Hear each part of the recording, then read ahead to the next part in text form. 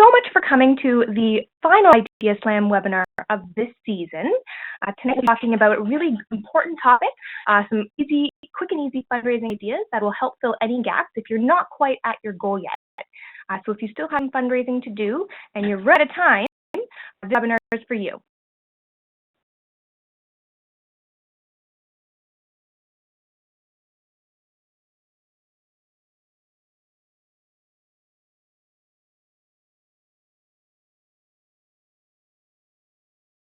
Great, so we're going to dive right in. First, haven't officially met or spoken to. I'm Amanda, and I'm your fundraising coach here at Me to We.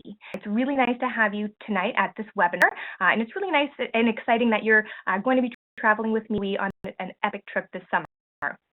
So pictures of me through my travel and volunteer experience in the past, as well as my fundraising experiences. The top middle picture is me, one of my first fundraising initiatives at my school when we held a dodgeball tournament to raise money for our volunteer trip to Guatemala. On the bottom right is me, because I'm an avid hockey player. I did power skating as well to raise money for my trip. So this is a picture of me all dressed up and ready to go.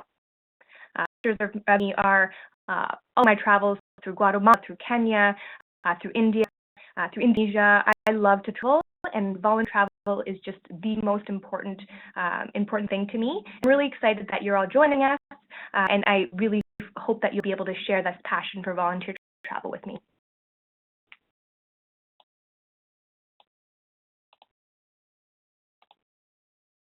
Before the webinar, I want to go over a couple of tips and tricks or some housekeeping pieces. First, if you have any friends, family with you, why not invite them to the webinar? It's always better to put two heads together. That way, maybe you're taking notes while somebody is listening, or vice versa. Along take notes for later, even if you're quickly getting down some of the ideas that jump out to you. It's always great to take notes, especially when you're at the live webinar, so that you can highlight things that resonate to you. Next, you are all on mute, which means nobody else at the webinar can hear you or actually see you for that matter. So you don't have to worry about background noises or keeping quiet or covering your screen because nobody can see or hear you. You're just here to enjoy the webinar yourself. Next is your connection. Don't panic. This happens sometimes with internet. You simply just log back in with the same details and join back up with us where we currently are. This is an important note. If you have questions, great. Just type them into the chat room, and I'll be sure to answer them all at the end of the webinar. I run the webinars alone, and I'm able to answer chat questions and run the webinar at the same time. So happy to answer all those questions and really spend time answering those questions at the end of the webinar. So please feel free to pop them into the chat function throughout the webinar, but we'll address those at the end of the webinar. This is what the chat box will look like for you. So you can choose to send a message to the entire webinar attendees or just to myself, and I can answer those for you at the end of the webinar. If you can't hear me right now, do take the opportunity to let me know in the chat room so I can help you troubleshoot the issue before we dive in. But everybody, if they're logging in through their computer and they've got their speakers turned on, they should be able to hear the entire webinar.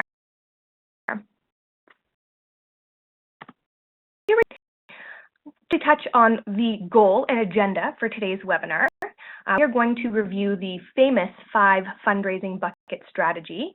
Now, this is something, if you've spoken to me before, if you've attended the webinars, you should be familiar with. The strategy is tried, tested, and true, and it works for many, many, many fundraisers in the past, present.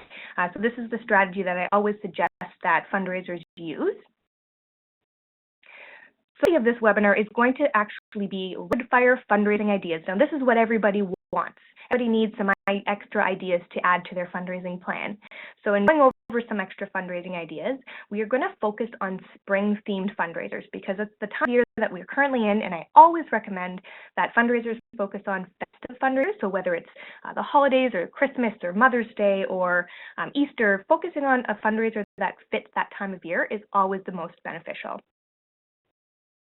Along, we're going to focus and feature relatively quick and easy fundraising ideas because, again, I know everybody is very, very busy, and we are kind of to the close of the fundraising season. So we really want to make sure that we're filling those gaps in as quickly as possible so that you're staying on track. We're going to be looking at all of the 5 fundraising buckets and covering different ideas from all of them, making sure that you're feeling comfortable with all of the buckets so that you can have the most robust or the most full fundraising plan. At the end of the webinar, there'll be time for sharing and questions, and all of those questions that are in that you have put in the chat box, I will be able to answer that. Quickly begin, just wanted to go over and review the 5 fundraising buckets that we'll be talking about today. The first fundraising bucket is online fundraising. Now, we recently had a webinar that talks about how to maximize your online fundraising page. So if you haven't watched that webinar yet, I recommend checking it out on YouTube so that you can ensure that you're maximizing or optimizing your online fundraising page. Sponsors and partnerships. Now, this is also something that you'll want to factor into your final fundraising plan here to fill any gaps, because again, this isn't going to be something that's going to take up a ton of your time. So if you haven't explored sponsorships and partnerships, I suggest that you maybe try doing that now. We've also focused on this topic webinar as well. So if you haven't yet watched that webinar, that's another webinar that you might want to take a peek at in order to give you some tips and tricks on securing sponsorships and partnerships. Is fundraising events. We've also focused on fundraising events in a prior webinar.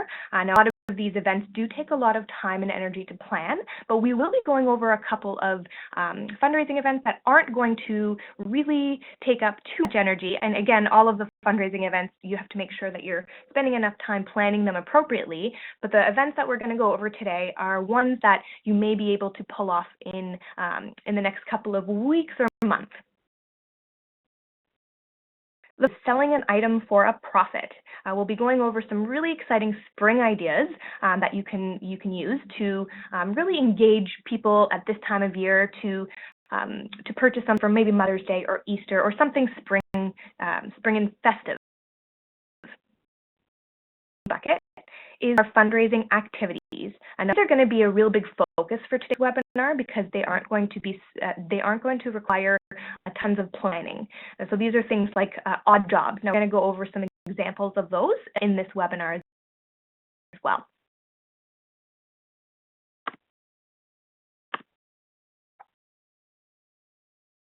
So ask yourself these following questions.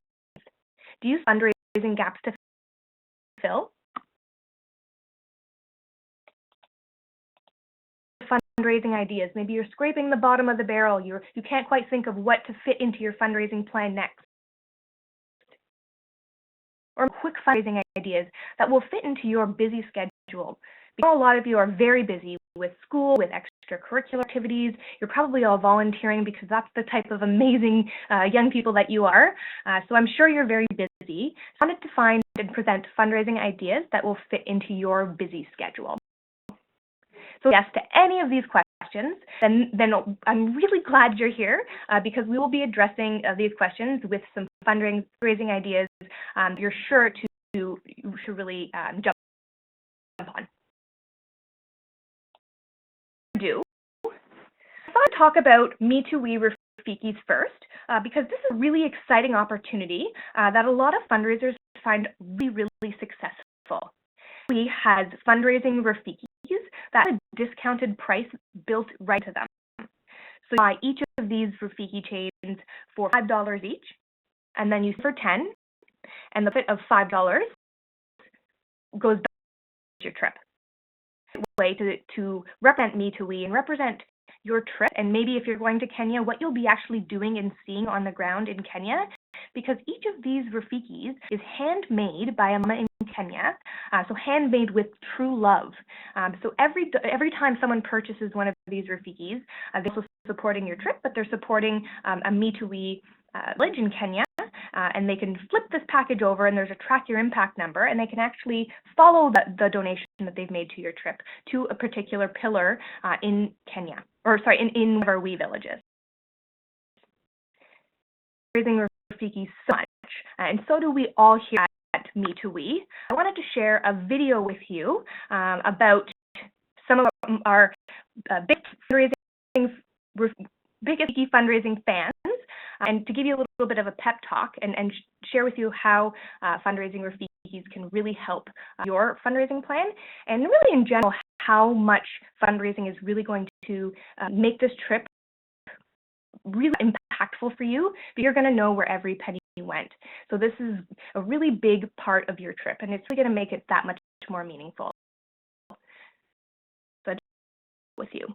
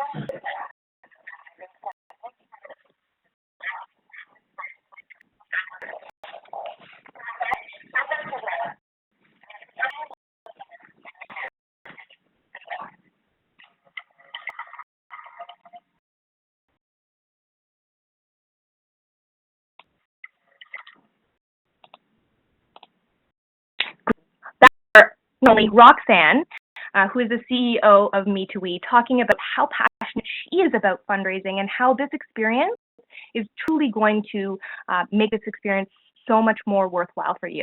So thank you so much on behalf of the entire organization for your commitment to fundraising for this trip, and also for your commitment to making an impact, a positive impact on the world.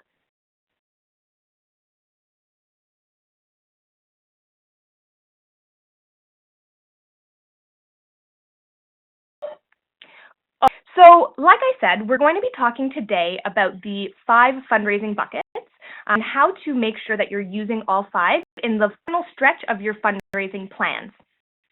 So, about online fundraising in our webinar last week, and we went over 6 tips, 6 very important tips in order to help you optimize or maximize your online fundraising page and make sure that you're pulling in donations. Because maybe if you have an online fundraising page and you haven't yet received any donations, you're going to want to follow some of these tips in order to make sure that you're spreading the word efficiently. go over those tips really quickly together today. But again, if you are online fundraising and you're hoping to optimize your page, I do suggest watching the webinar that talks about that theme. About last week, the first tip is we really make sure that everybody is customizing and telling their story through their online fundraising page. Notice in this photo here, I haven't really done such a great job at that. I have simply written one sentence here, and that's really not going to do it.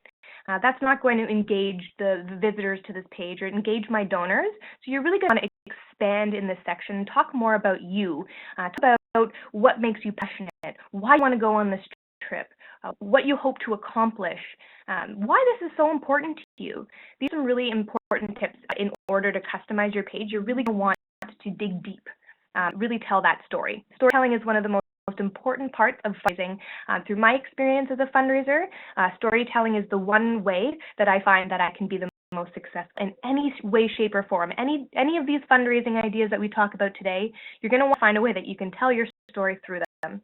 You're going to also want to upload a photograph of yourself or something, maybe a video through your online fundraising page. You can also upload a video, maybe of yourself speaking, talking, and people will be way more inclined, or they want to donate. They're following your journey and they're really engaged with your fundraising page and your story. So that's the first tip. The second tip is we suggest maybe making the first donation yourself if you can, or having someone close to you. Really start that ball rolling, because oftentimes when people see a couple of donations have already been made, it really just, for some reason, it's themselves. I know this is something that many funders or theater performers who work with jars, they always find that they always put their own money in there first to start the ball rolling.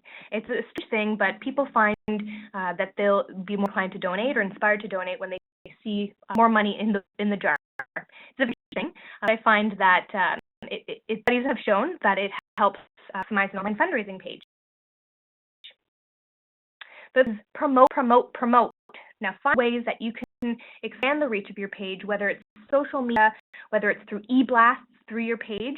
Now, we walked through in the webinar last week how you can actually send emails from your page, how you can send updates about your fundraising initiatives through your page as well. So this is something that you're really going to want to utilize. You're going to want to spread the word as far and wide as you possibly can. The fourth tip is I believe the most important tip, especially when we come to this time of fundraising year, when we're getting close to deadline time. With the fundraising page, you're going to want to be persistent at this point. And by persistent, I don't mean aggressive, or I don't mean demanding. Persistent means you just want to follow up frequently. So if you send an email once or twice, you're going to send another email to follow up and see if they have had a chance to look at your page. I think the studies or the numbers show that you send, I think, emails before somebody will actually click on the link or someone will actually donate. So if you haven't sent those three, or if you've really seen much movement, why not send a new e-blast? Just checking with your donors and seeing if they have have had a chance to look at your page or to your initiative yet. So being consistent, sending follow-up emails, follow-up Facebook messages, reposting your page often is always great. That way it's front of mind for all of your potential donors. The fifth for an online fundraising page is, of course, be creative and have fun. I've heard fundraisers use their fundraising page for a variety of different ways. One of the most unique ways I've seen a fundraising page being used is with a fundraiser last year who was making homemade soup. She was putting it in little mason jars, which I thought was so great. She was a very inspiring chef herself, so she liked to make soup. So she put her soup in mason jars and sold it to people in her network. And to pay for the soup, people would pay for it through her online fundraising page, and she would drop the soup off at their house. So she was using her online fundraising page as a point of sale system, which was really cool and really unique.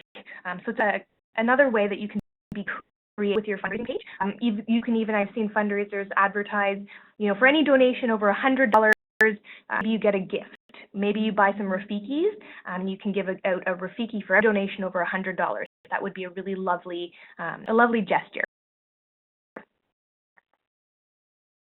And number, of course, thanking your donors as soon as humanly possible. So when you see a donation come through on your online fundraising page, you're going to want to reach out either by email or by phone or by face-to-face and thank your donors. And be creative with your thanks as well. Some fundraisers will write handwritten cards. Fundraisers will, do random acts of kindness, but it really depends on how you want to recognize and thank your donors, because it will go a long way and it's the right thing to do. It's very important.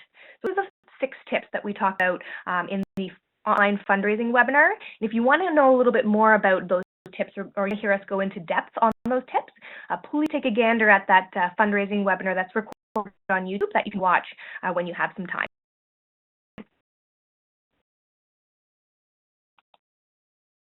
Next bucket that we just mentioned earlier is sponsorships and partnerships. We hold a webinar that talked about lots of exciting tips and tricks on approaching and securing sponsorships, including how to really go out there and ask for what you need. For the webinar, I just wanted to review quickly some of the potential targets that some fundraisers are finding very friendly to their trip fundraising initiatives. So I preface this with the fact that these type of organizations, none of them are guaranteed to do a donation or a gift in kind.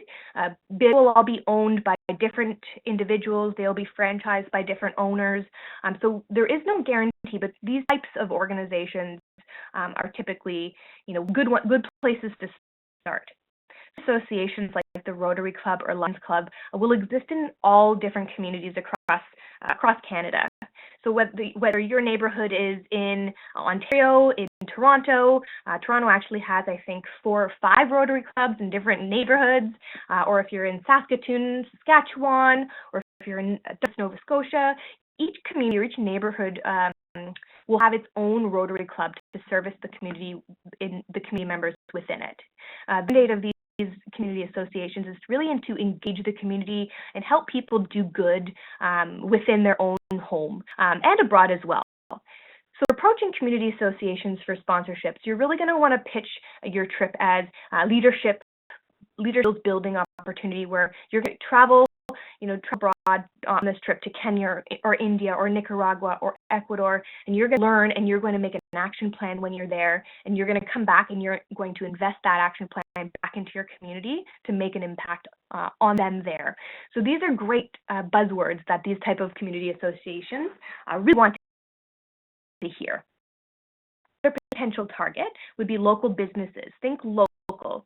Walk down your local main street and find out, what are some places maybe that you pop into frequently, or maybe you go into often that, maybe the business owner knows you and they might be interested in donating something to your trip, or a money donation to your trip, or something that you can actually then turn around and raffle off at one of your fundraising events. So when on one of my trips, I approached my hairstylist or my hairdresser, and she was so lovely. She donated towards my trip, but she also donated some products that I put in a wellness basket, and then I sold raffle tickets for that prize. So hairstylists might be another good potential target. Any dentists and doctors potentially are friendly to fundraisers, especially if you're passionate about healthcare, and maybe you want to become a doctor yourself. You may approach a doctor or some doctors in your community and share with them that you're passionate to become a doctor and you're traveling to Kenya so that you can learn about healthcare in the developing world. That's something that I think would be jump out to someone like that. Another bit would be jewelry shops or florists, local businesses such as those. Restaurants or cafes, pubs that maybe you go to with your family. Maybe there's theaters or hotels that might be interested in donating to your trip. Maybe if they aren't able to donate to your trip, maybe they can donate their space. So that's incredibly important with places like restaurants, cafes, theaters, hotels. If they have a really lovely venue that you can hold an event in for free, that's a really great donation for your fundraising initiatives. Think about having a really nice, maybe a trivia night at a hotel. That would be that just makes the event that much more extra level of professionalism to your fundraising. Say a vintage clothing store, maybe they can donate, items for a fashion show or something like that. Car dealerships, they can potentially donate to your trip, or I've done fundraisers to hold crashes or events or carnivals at car dealerships as well. Stores might be, donors to your fundraisers. Similar stores or yoga studios. Maybe there's a yoga studio. We'll talk a little bit about yoga studios and how you can engage them for support as well, but maybe you can have your own type of event there at a yoga studio. Maybe they can donate yoga passes that you can put in a basket and raffle off. A grocery store might be willing to donate products that are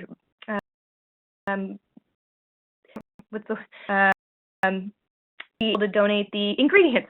Sorry, I can't think of the word. They'd be donating the ingredients for your bake sale items. So approaching a grocery store would be another really great place to go. And winery or brewery, maybe bring your parents and see if they can approach the winery or breweries for gifts that you can raffle or auction off. I've seen a lot of fundraisers who've maybe been in a wine somewhere where, like a region where there's lots of vineyards, and the vineyards would donate bottles of wine that they could, use as a wine auction or something like that. Really think about what type of business or small businesses are in your area and start there. But these are also really great places to give you some ideas on where to start. In approaching these businesses for sponsorships, you'll definitely want to go to your MeetWe Trips portal and download your reference letter. The reference letter will be probably your best when you're approaching these sponsorships, because a lot of these businesses, they want to know what you're up to. They know what organization you're traveling with, how much it costs. They want maybe a little letterhead or a signature from someone from that organization. And our MeetWe reference letters are actually signed by the one and only Mark and Craig Kielberger. So there's no better organization to be at your back, speaking to the fact that you're fundraising for such an amazing cause. So letter right on your TRIPS portal by clicking on Get a Reference Letter in the fundraising section. So we're going to move a little bit quickly through the remainder of the fundraising ideas, because these are the type of rapid fire ideas I want to get everybody, your creative juices flowing with. We're going to throw these ideas out and talk a little bit about how you might execute them. But these are some really quick and easy fundraising ideas that will fit in most people's schedules or plans. And the easiest is if you have a birthday or an event or graduation coming up, asking for donations in lieu of gifts is a great way to kind of get that ball rolling as well, or fill in any gaps. So you can even create an invitation or a little card that asks friends and family that rather than a gift to donate to your trip, and maybe including your link to your online fundraising page here would be a great idea.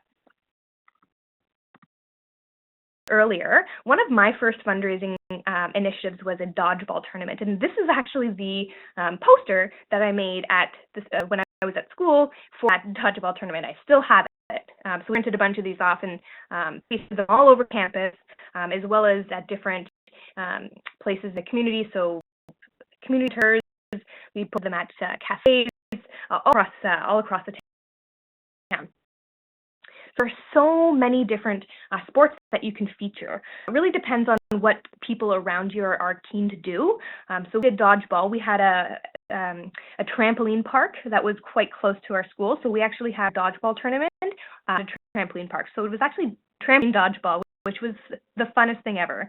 I know there's a bunch of trampoline parks in Toronto. If this is something you're interested in, they actually will coordinate a fundraiser event for you there, if you can sell tickets to it, which is it's a pretty simple task if all that you're doing selling the tickets, and the Sky Zone or the trampoline park is actually hosting the event.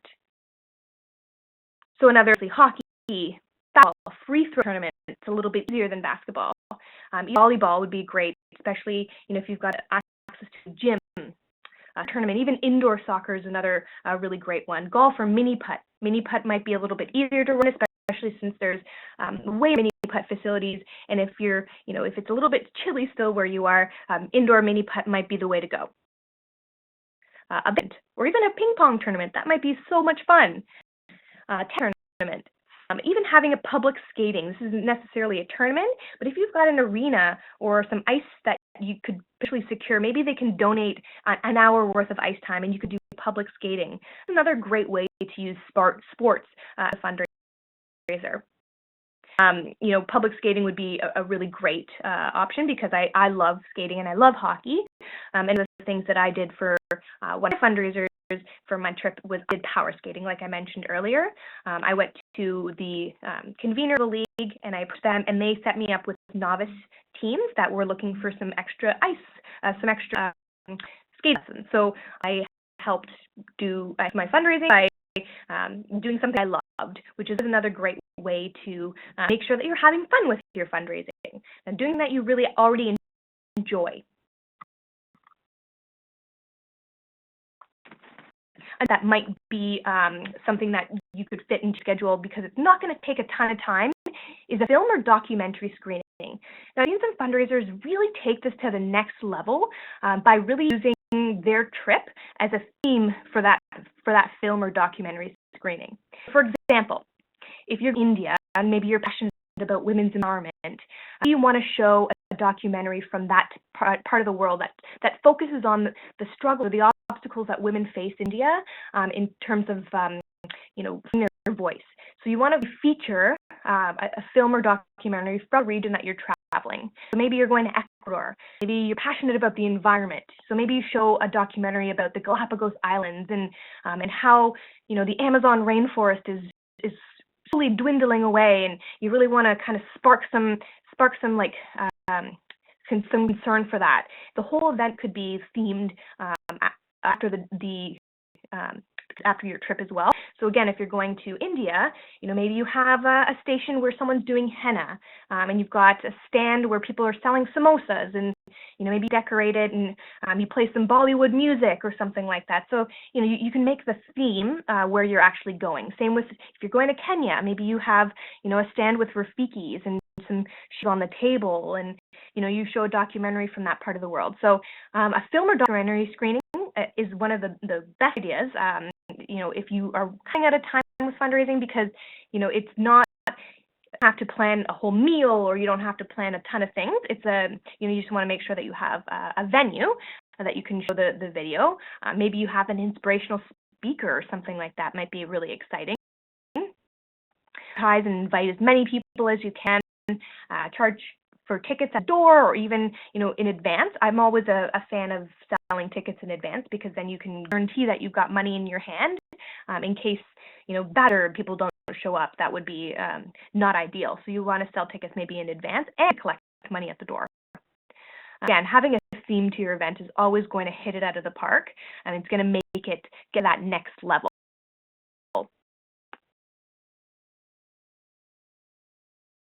That we're finding a lot of fundraisers are successful with this year is trivia nights. So there's 5 main ingredients to having a successful trivia night.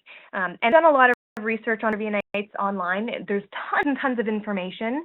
And there's also actually tons of trivia questions and actual trivia booklets that will walk you through how to set up and execute your trivia night. So first, you're going to want to find a suitable venue. Suitable venue could be a church, a school, a pub, anywhere that you could get your hands on, a cafe. Number 2, you're going to want to have effective promotion.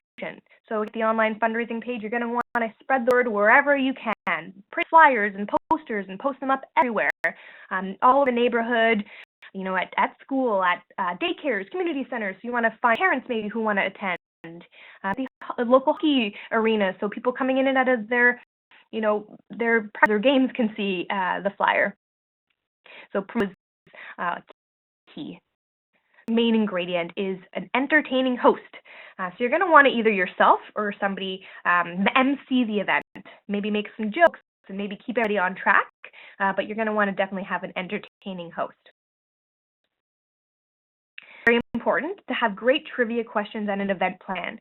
So like I said, there are many packages of free trivia questions online that you can download, or if you're really feeling like you want to tackle it yourself, you can write your own trivia questions, but you're definitely going to get a group of friends together, maybe with differing skills and knowledge, so that you're kind of all kinds of different interests or different areas with your questions. You want to make sure that they're not too hard or they're not too easy, and that's why it's good to check out some questions online. You can get them for free as well. And again, this is a fundraiser, but it's nice to always have prizes. And if these are low cost, maybe dollar store type prizes, it's always nice for, to an event, if you win, to kind of walk away with a prize. Maybe there's certificates or something like that. But something small, maybe perhaps the prizes are donated.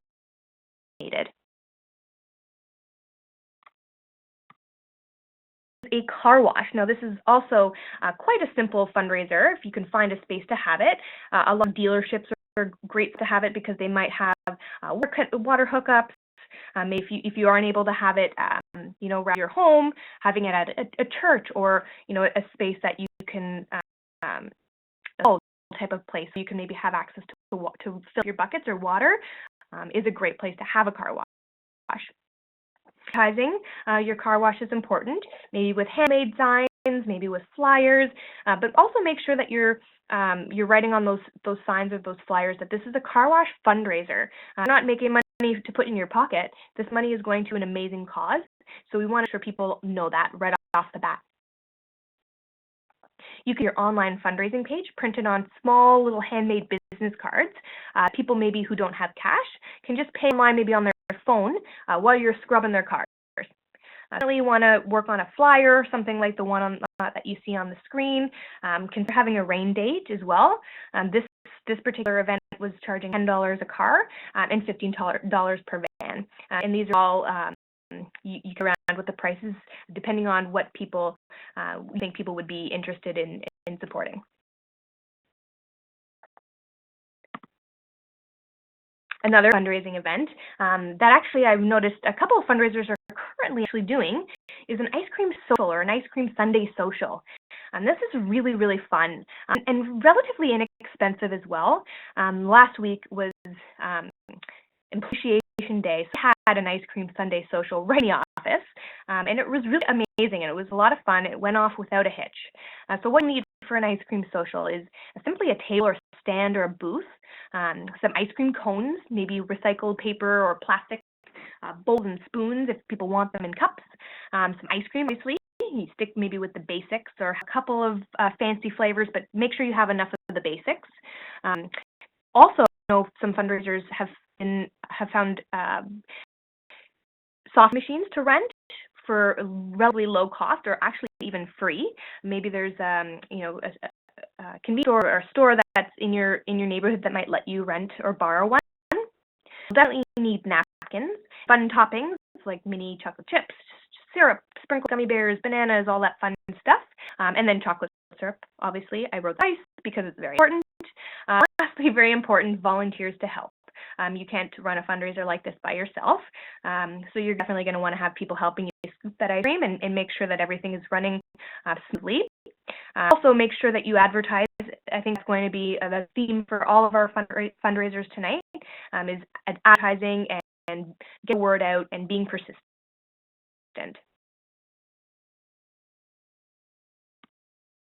Simple. It's a garage or yard sale. Now, these are really pretty simple and tried, tested, and true. Definitely look around your house or friends and family if they're able to donate stuff that they have lying around. The more the merrier at a yard sale. And a lot of people, so it's an interesting thing. There are lots of people who actually do this every weekend. They're like garage sale hunters. They make their Sundays with garage sales, and they go around and they find really great stuff for really cheap. So this is what a lot of people do. collect stuff. So a lot of them, they plan out what garage sales they're going to hit in advance based on advertisements in a local newspaper. So if you get your hands on an advertisement spot, or maybe a relatively cheap or even a free advertisement spot in a local newspaper, I would jump on that. People look for that. People through newspapers to find yard sale advertisements all the time. Also, of course, going to want to have signs all around your neighborhood. The most colorful signs, the better. And also, of course, mention that you're fundraising with this sale, so it's not just money in your pocket. This is going to a really great cause. So here, how to fundraise with yoga. I'm a big yoga fan. I do yoga at least once or twice a week, every week. So you could even run your own yoga class if you enjoy doing yoga so much, or connect with a studio in your community and maybe see if they would run a class as a fundraiser in your honor. I know some yoga studios are very friendly to doing these things, especially with people in their own community. Or you can find a yoga instructor willing to donate their time to run a class as your fundraiser. So maybe yoga in the park, like this picture here, of which I can tell you is the most beautiful thing, especially as the weather gets a little bit nicer. Having a yoga in the park would be a beautiful fundraising idea. Maybe yoga, why not try Zumba or kickboxing or dance class? The key thing here is any type of aerobics class will work. Yoga, a great one, because a lot of people really enjoy yoga, and it doesn't take a lot of materials or setup or music really to have a yoga class. So yoga is a really great fundraiser. I'm a huge juice fanatic. I love juicing. So when I thought this would be a really fundraiser, because if I saw someone selling fresh juice, I would be really keen to buy some. So if you have a fancy blender, or you can borrow or rent one, you can make your own really exciting juice. This one here is beet, carrot, apple, pear, and ginger. So healthy. It's going to make people feel so good. So you put your juice in sealed little mason jars or bottles. You can even make little littles, which is so cute. Your juice on ice and sell it at work or school or farmer's market. I know it's becoming spring soon, so farmers markets are going to start popping up all over the place. So selling your juice at farmers markets is a really great idea. Or you can even go to your local grocer or health food store to see if you can sell the juice at a booth there or a little table, because those are the type of people who would be keen to buy juice. So moved into selling an item. So something that is very popular are CANDYGRAMS. Now, who does love CANDYGRAMS? I've seen some fundraisers at even elementary school level really blow this out of the park. Selling CANDYGRAMS is great. Everybody loves them. So you even do fun spring CANDYGRAMS with lollipops like the ones you see on the left-hand side.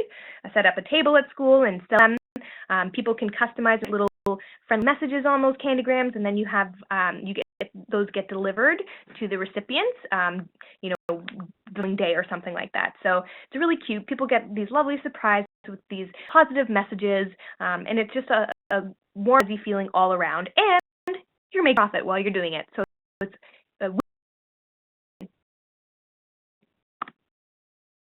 something a lot of fundraisers find really successful this year are selling snacks. Now, there's oftentimes organizations or businesses out there that will really help support your fundraiser by selling you bulk product at a discount. So is kernels. You buy huge bags of popcorn, and then you fill them these little bags, and you can sell those to make a profit. Those have been really popular because who doesn't love kernels popcorn? I know I do. Second is Krispy Kreme nuts. Now, guilty pleasure of mine as well. And I was walking past the Krispy Kreme store the other day, and I saw that they have a fundraising program. So you can buy your Krispy Kreme donuts in bulk and sell those to make a profit. And again, who doesn't love a good Krispy Kreme donut? I know it's a guilty pleasure, but people will love it. Love it. Is Little Caesars. They sell pizza kits. These are really, really funky. I love that you can make your own Little Caesars pizza at home. So you purchase these in bulk, and then you sell those to make a profit as well. So they're all really funky things. People are really going to be keen to buy these things. So pick the one people would be most comfortable purchasing, or at the price point, or maybe there's a big movie night or something like that, and you can sell popcorn. That way, maybe your school is having a production. Kernels would really fit that pretty perfectly.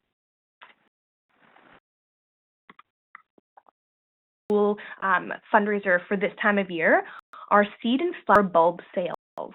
Now, I'm a big gardener as well, and I think it's the most relaxing pastimes ever. And this is the time that people will start wanting to germinate their seeds. So that means you want to start sprouting those seeds in these little pets of soil that you see on the screen right here. So you could start sprouting anything. Herbs are pretty great idea. Mint grows very easily. Basil grows very easily. Cilantro.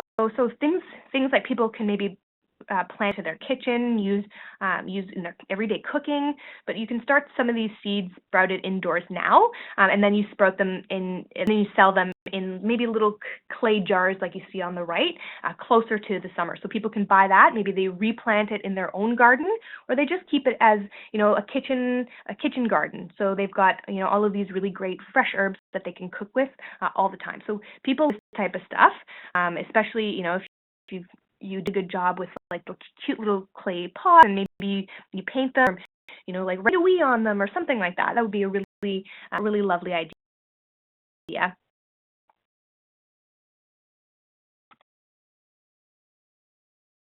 Has been something that we've seen really pop up a lot this year. I've had some fundraisers really blow it out of the water. So this is a fundraiser that was held a couple of weeks ago, actually, at a No Frills in Alberta. So this fundraiser connected with the local No Frills. They asked if they could set up a station at every till that offered groceries for a donation. So this fundraiser had a handful of volunteers, and each volunteer stood by each till and asked the customer as they came through if they would like their groceries bagged for them for a small donation. So these are the volunteers bagging the groceries, and this fundraiser made over $1,000 at that event. So you have these little donation jars where people can toss any amount of donation, and it's a really great way. You spend kind of there, you get some really great volunteers. It's one day and you can make a good amount of money. But you're going to want to connect with your local grocery store first to see if this is something that they can accommodate.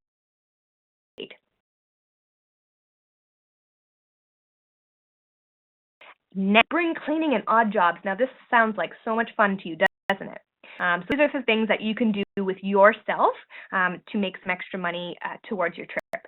So again, aren't always the most glamorous things, but they make you some money. They're going to be great. And these things don't cost a cent to do. These are free fundraisers, which is also really helpful.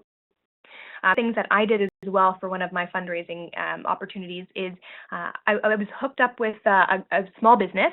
I think it was a friend, and they were looking for some support doing inventory. I went in and I spent a couple of days each weekend, and I went and I was filing things and helping count things. They were able to give me, throw me a couple dollars towards my trip for helping them out with that. Similar pet sitting, you can always make some good money there. Babysitting is an awesome idea. Again, you can always do your homework or do something while you're babysitting. Plus, it's always so much fun. Lots of sitting. Clean out a garage. Again, not the most glamorous job, but if it makes you some money, why not, right? If you're good with bicycles, why not set up a little bike tune-up stand or station, especially as the weather gets nicer. Everybody's looking to get their bike tuned up, like maybe wiped and cleaned. You can spray the wheel WD-40. Just make sure that it's running well. If people want more of like a generic low-level tune-up, you could be that person. Same with packaging, something that I've already talked about. That's what worked for me. Connecting with your local hobby league, seeing if you could offer power reading lessons. You also seen some fundraisers this year offer their services as a designated driver. Maybe there's a big party going on one night, and you connect with the party goers and offer your services as a DD for money. That's only if you have your license. Very important point. Don't do that if you don't have your license. That's not going to work. Next is helping someone move. Now that is fun. You can help people, begin the month move apartments, move houses, unpack, pack. Those are always really helpful things, and people are always willing to toss you some extra money because it's so appreciated. IKEA for assembly would be fun. Helping someone organize some space, or even painting. People to paint. I mind it actually. So painting for some extra dollars wouldn't be something that I would hate to do. Now, also one of my favorite fundraisers because it costs $0. It's a fundraiser. And if this is something that you can execute, it's a really great way to make fill some gaps in your fundraising plan, especially because it's not going to take a ton of time. Before I start, bottle drives are you could do a bottle drive with in your community. You could do a bottle drive with a recycling depot. Recycling depots oftentimes accept cardboard and all kinds of other recycling materials, but I think the beer store only accepts bottles and cans. But a beer store in your community will help you actually with your fundraising event. They'll help you coordinate the best day for your return, and they'll also allow you to come by the store and pick up free cardboard cartons if you need, so that you can collect the bottles in them. What you'll want to do before you're returning your empties is just confirm your date, time, and location. If you can, let the store know the amount of containers that you kind of expect to return. That's if you have them. Organize your containers into original packing cardboard boxes per a lot of time. And also to save some time, sort them into light groups. So separate beer bottle by color, wine, spirit bottles, clearing by colored glass. Separate Tetra, plastic, and other containers, like those bag-in-a-box type things, and cans. So that's something that you'll want to do. Always, first is to contact the beer store in your community and let them know what you're planning, and they will kind of help guide you from there. Flyer that you can distribute around the community. Maybe you drop it off in mailboxes, or if you roll it up in a tube and kind of slide it through the doorknob or the door handle, and that way people will know that you're actually going to be coming around on Sunday to pick up the bottles. Maybe you ask them to leave them at the bottom of the driveway or something like that. Maybe you ask them to bring them somewhere, but I always recommend, asking people to leave the bottom of the driveway. That way you can go pick them up yourself. Now, talking about bottle drives, this is something I want everybody to listen to. So, we're right now. What's coming up around mid-March in a couple of weeks? That's St. Patrick's Day. St. Patrick's Day is a very, very big festive occasion where people like to celebrate. And people like to celebrate with on St. Patrick's Day lots of bottles and cans. So I think a really great idea would be to have a post-St. Patrick's Day bottle drive, so you can take advantage of all those bottles and cans that are lying around after a big celebration like St. Patrick's Day. Especially in university, and you have access to like the campus or something like that. This is something that you'll want to try and schedule for the next week for St. Patrick's Day. A really great way to as well, especially if you can have your jelly bean jars maybe at school. They're always a really fun way to fundraise, and they're colorful and exciting, and who doesn't love jelly beans? So you fill these jars, and then you drop them off in various locations. Again, this could be at school, this could be at a community center, this could be at the front desk maybe of a store, by the cash register.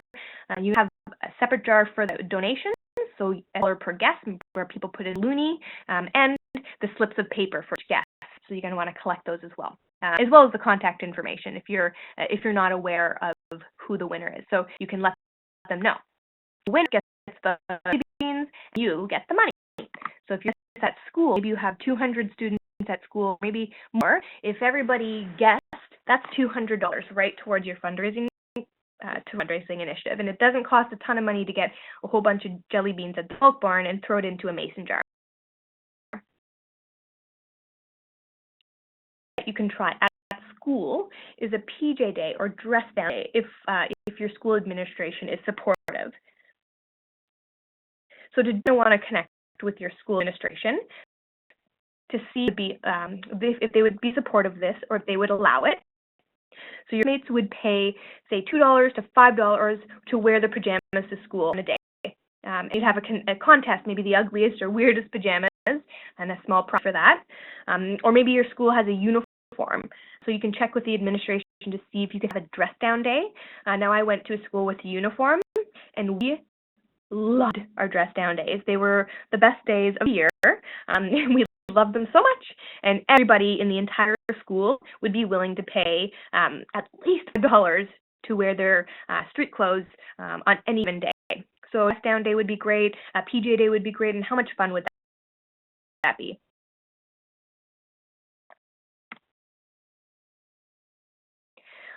This you're looking at here is our fundraising wall of fame. I want to share with you a couple of fundraisers from this year and a couple from last that have been really successful and really just knocked it out of the park. And there's some things that they have worked well for other fundraisers, so that of course they would work well for anybody. Some of them are a little bit festive for the holidays. You can transform those poinsettias, for example, into spring daffodils, right? So think about the fundraisers that they're all malleable. You can adjust them to however you need them. So there's Tupperware sales in the corner. I've had a few fundraisers who've done Tupperware parties, which is so much fun. Same with bond parties, those makeup parties. Those are really great.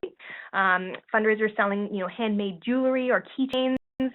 Fundraisers selling little jars of pre-hot chocolate or cookie mix or something like that. Knitted items, handmade knitted items, so headbands, infinity scarves, slippers, socks. Those are really, really fun to make. And knitting is not so hard. I learned how to knit on YouTube. For Fikis, again, we've talked about how a fundraiser put together these beautiful makeup bags or makeup brush bags, and that's what she's selling to fundraise for her trip. T-shirts. T-shirts are always really, really great idea. People love to buy T-shirts. There's a fundraiser that was really successful this year, buying very inexpensive white mugs from the dollar store and painting them really beautiful, beautiful patterns and customizing the mugs and selling those as a fundraiser. So that's a great idea. We've got raffle baskets that towards the center. We've got fundraisers who are having a tea day on the street in the fall. They just had kettles full of hot water, and they would make fresh tea for anybody who came by. It's a really cute idea. Fundraisers who've made handmade soaps, bath bombs, things like that. If you're into that type of thing, those aren't that hard to make. And putting together raffle baskets and auction baskets are always things, if you're having an event, that are going to really make sure you maximize the amount of money that you're making at that event. So, for example, on the right-hand side, there's an advertisement for not this next weekend. Fundraisers having an exciting benefit concert featuring a local band, and this is just a great idea. Engaging, your local community and people who might want to come out and see some local talent.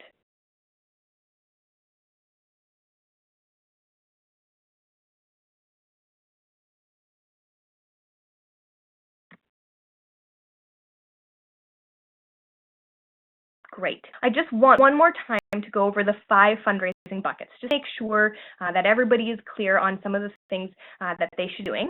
Now, if you're still hoping to fill in maybe a larger gap in your fundraising plan, you're going to want to try and have your hand in multiple different fundraising buckets at the same time in order to maximize your fundraising and get to your goal as quickly as possible. So you're definitely going to want to have an online fundraising page ready, up and running. You're definitely going to want to be approaching some local businesses for some sponsorships, even if it's not monetary sponsorships, maybe an item for raffle or auction at your event.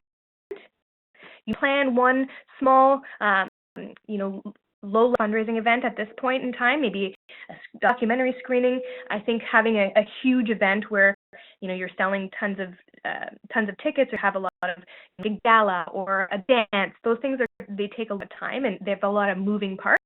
It might not be the best thing to do, but smaller fundraisers like a film screening or documentary screening would work. A sports tournament would work. So small events like the ones we covered today, you're definitely going to want to think about planning one of those. Events tend to bring in the largest amount of money at the same, at one time. So, having a medium-sized fundraising event that is going to take up a ton of time. For a profit, whether it's meet a weaver Fikis or if it's something handmade by self, It's a great idea to kind of have something on the side that you're providing value in exchange for a donation. So you're not actually asking for money. You're an entrepreneur. You're selling something for a profit. So that's a great way to think of fundraising, where instead of asking for donations, you're providing value in exchange for that donation. And other fundraising activities. These are those odd jobs that I love because they are free fundraisers. So everybody should be trying to consider some fundraising activities that they can fit into their schedule as well.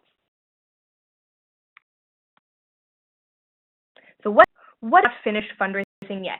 Don't panic. Reach out the moment you need support so we can get you back on track.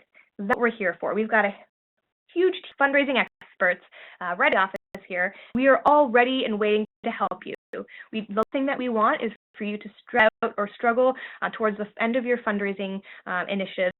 We want to make sure that you're feeling good and you're feeling supported and you're not stressing out. So we got your back. Let us know the moment you're stressing out, the moment you need support, so we can jump in and help you. If you're raising, don't wait. Again, please do reach out to us. So thanks for coming tonight. We're going to stop the webinar, and I'm going to answer any questions that anybody may have. I hope you found this helpful, because if you do have any gaps in your fundraising and you're feeling a little stressed out, we want you to know that we still have your back, and we're here to help any way that we can.